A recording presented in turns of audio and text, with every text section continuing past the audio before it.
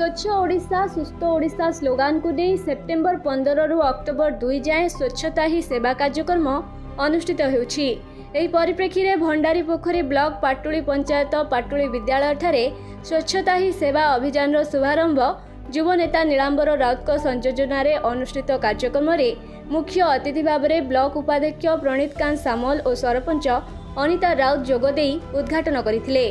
एथिरे अन्यतम अतिथि भाव में जिला परिषद सभ्य एवं अन्यान्य जोग देइथिले। एथिरे अंगनवाड़ी कर्मी आशा दीदी एसएसजी महिला मानक द्वारा एक सचेतनता शोभायात्रा अनुष्ठित होइथिला।